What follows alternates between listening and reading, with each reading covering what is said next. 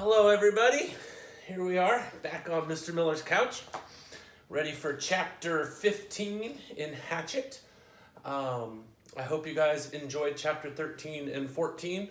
I heard from some of you on YouTube that you liked it, so I'm going to continue doing it, and I think we'll definitely have to go into the next Hatchet book as well. So, don't read Brian's Winter, because that's what we'll be doing next. Okay, chapter 15. The days had folded one into another and mixed, so that after 2 or 3 weeks he only knew time had passed in days, because he made a mark for each day in stone near the door to his shelter. Real time he measured in events. A day was nothing, not a thing to remember. It was just one sun coming up, sun going down, some light in the middle. But events were burned into his memory. And so he used them to remember time, to know, and to remember what had happened, to keep a mental journal. There had been the day of first meet.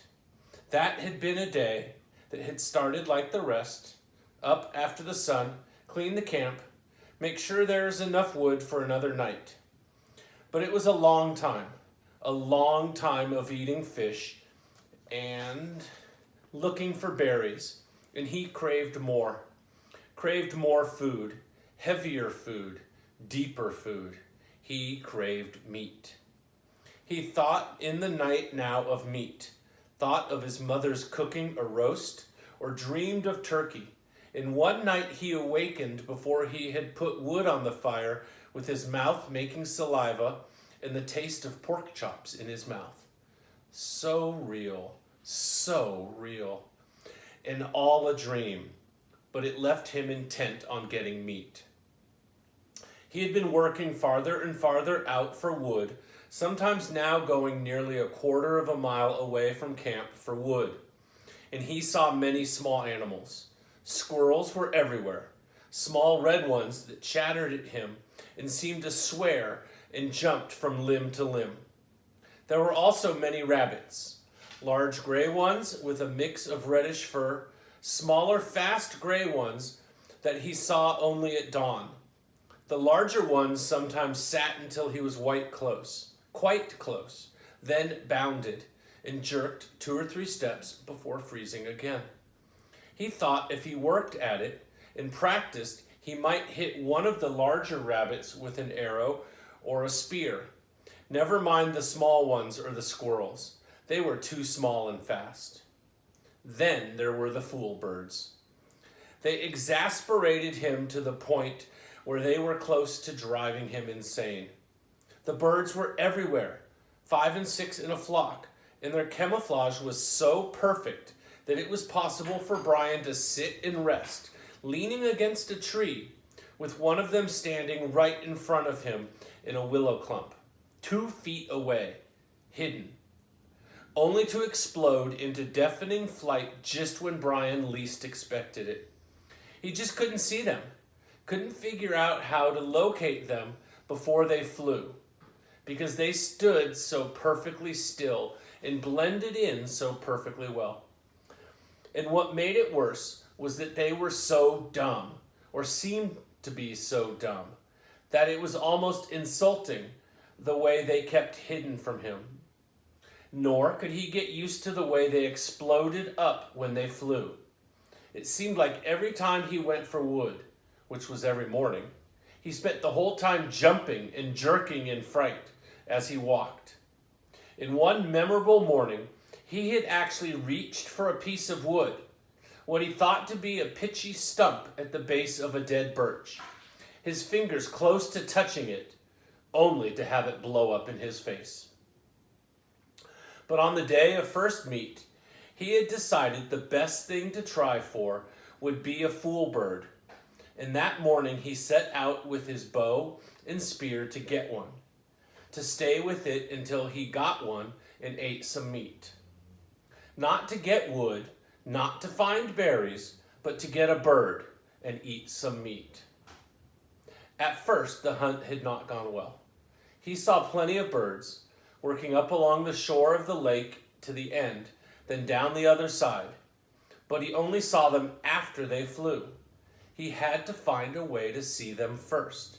See them and get close enough to either shoot them with his bow or use the spear. But he could not find a way to see them. When he had gone halfway around the lake and had jumped up 20 or so birds, he finally gave up and sat at the base of a tree. He had to work this out, see what he was doing wrong. There were birds there, and he had eyes. He just had to bring the two things together. Looking wrong, he thought. I am looking wrong. More than that. I am being wrong somehow. I am doing it the wrong way. Fine. Sarcasm came into his thoughts. I know that, thank you. I know I'm doing it wrong. But what is right? The morning sun had cooked him until it seemed his brain was frying, sitting by the tree, but nothing came until he got up and started to walk again and hadn't gone 2 steps when a bird got up. It had been there all the time.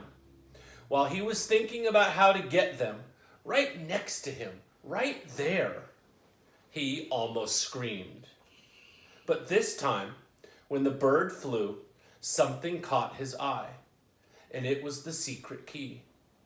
The bird cut down toward the lake, then, seeing it couldn't land in the water, turned and flew back up the hill into the trees.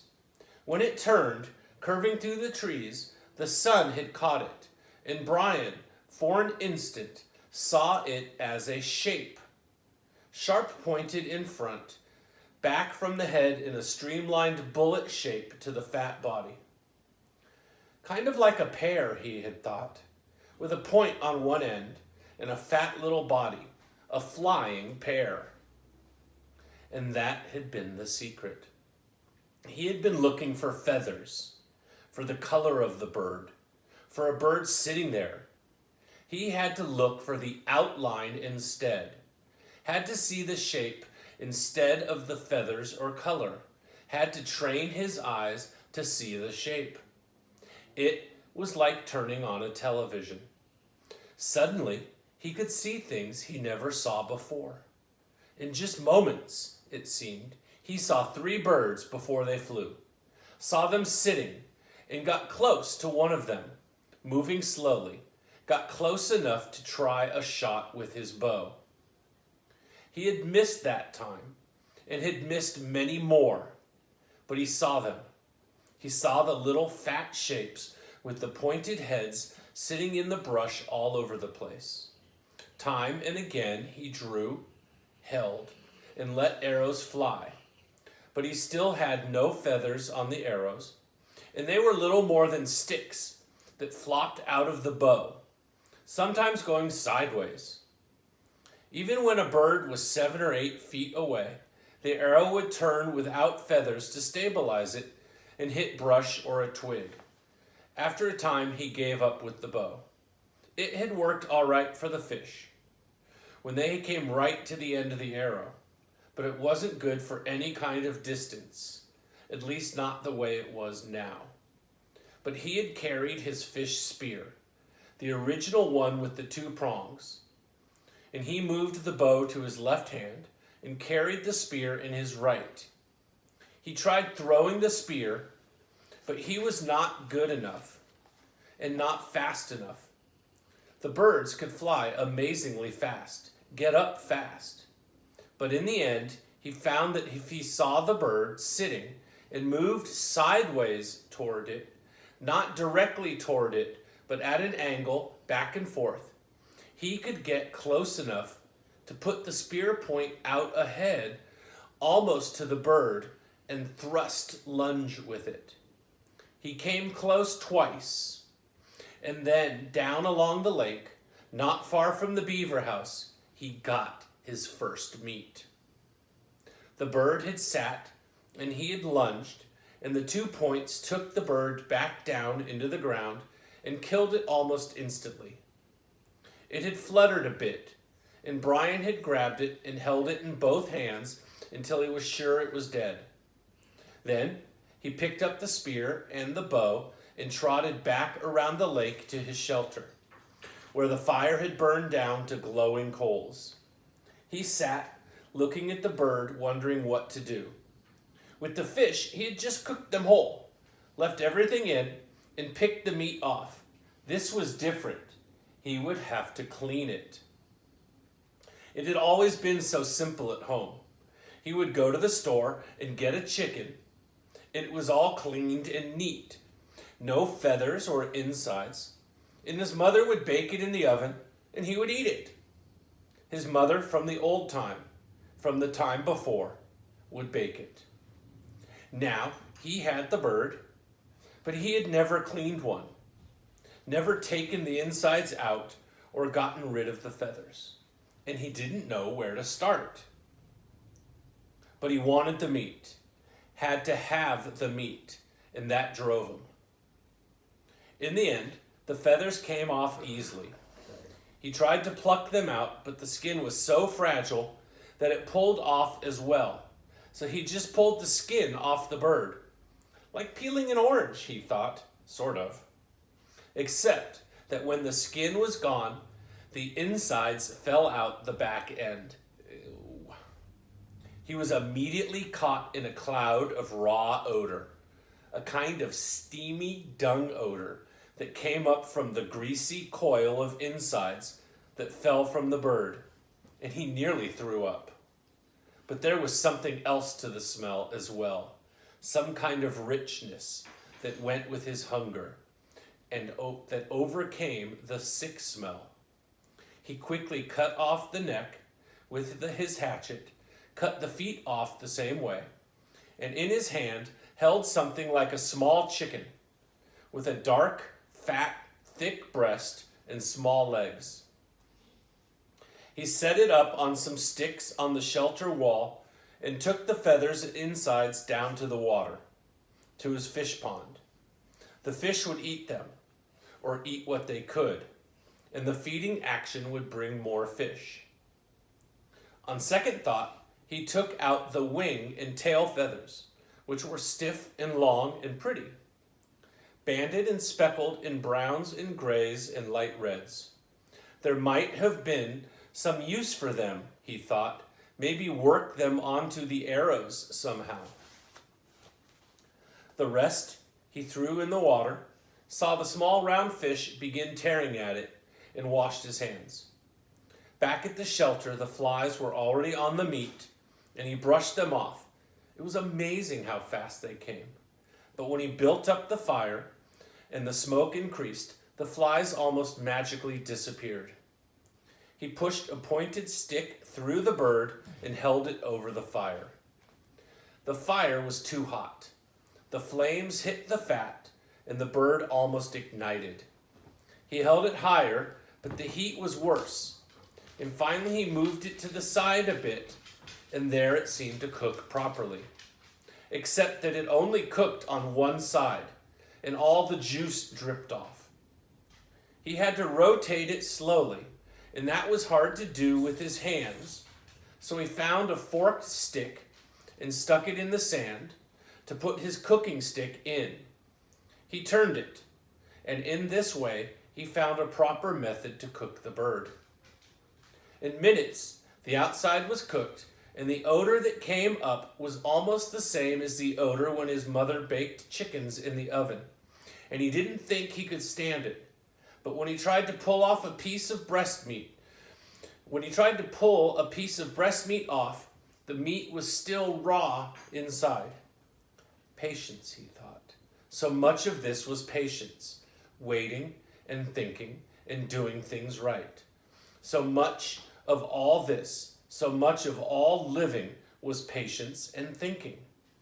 He settled back, turning the bird slowly, letting the juices go back into the meat, letting it cook and smell and smell and cook. And there came a time when it didn't matter if the meat was done or not. It was black on the outside and hard and hot, and he would eat it. He tore a piece from the breast, a sliver of meat, and put it in his mouth, and chewed carefully, chewed as slowly and carefully as he could to get all the taste. And he thought, never, never in all the food, all the hamburgers and malts, all the fries or meals at home, never in all the candy or pies or cakes, never in all the roasts or steaks or pizzas, never in all the submarine sandwiches, never, never, never had he tasted anything as fine as that first bite. First meat. Okay, guys, that's it for chapter 15. So I will be back tomorrow with another chapter. I miss you guys. Stay well, and I will read to you tomorrow. Bye-bye.